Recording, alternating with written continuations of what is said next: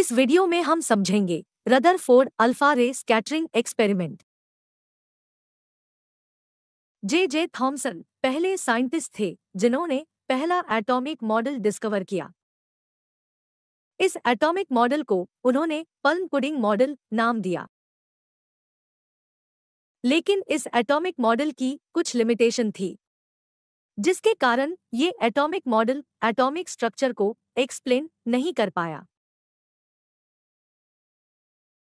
Ernest Rutherford, जो कि एक ब्रिटिश साइंटिस्ट थे, वो जे थॉमसन के इस एटॉमिक मॉडल से सहमत नहीं हुए, जिसके बाद उन्होंने एक एक्सपेरिमेंट किया।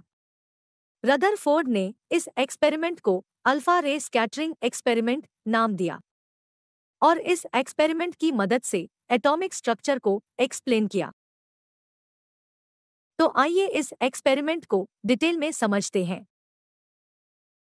एनिमेशन में हम देखते हैं कि एक रेडियो एक्टिव सोर्स को लेड ब्लॉक यानी ग्लास कंटेनर में रखा गया है। इस रेडियो एक्टिव सोर्स से अल्फा पार्टिकल्स एमिट होते हैं। एक अल्फा पार्टिकल हीलियम न्यूक्लियस के बराबर होता है, जिसमें 2 प्रोटॉन्स और 2 न्यूट्रॉन्स होते हैं। इसका मतलब एक अल्फा पार्टिकल में 4 यूनिट मास और 2 यूनिट पॉजिटिव चार्ज होता है। रेडियो एक्टिव सोर्स के आगे एक थिन गोल्ड फॉयल को रखा गया है, जिसकी थिकनेस लगभग 210 नैनोमीटर है। इस गोल्ड फॉयल के चारों तरफ जिंक सल्फाइड की स्क्रीन लगाई गई है, जिसकी मदद से अल्फा पार्टिकल्स को डिटेक्ट किया जा सकता है। गोल्ड फॉयल और रेडियो एक्टिव सोर्स के बीच में एक ग्लास स्लिट को रखा गया है, जिसकी मदद से अल्फा रे को स्ट्रेट और नैरो प्रोजेक्ट किया जा सकता है।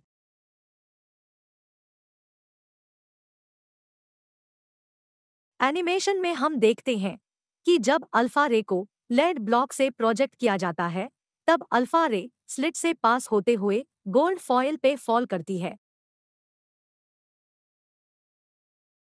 अल्फा रे में जो अल्फा पार्टिकल्स है, वो गोल्ड फॉयल से स्कैटर होते हैं और डिफरेंट एंगल पे डिफ्लेक्ट होते हैं। ये alpha particles zinc sulphide screen पर एक ब्राइट फ्लैश लाइट प्रोड्यूस करते हैं, जिसकी मदद से अल्फा पार्टिकल को डिटेक्ट किया जा सकता है। आइए अब जानते हैं इस एक्सपेरिमेंट के ऑब्जर्वेशन के बारे में। Observation of Rutherford's alpha ray scattering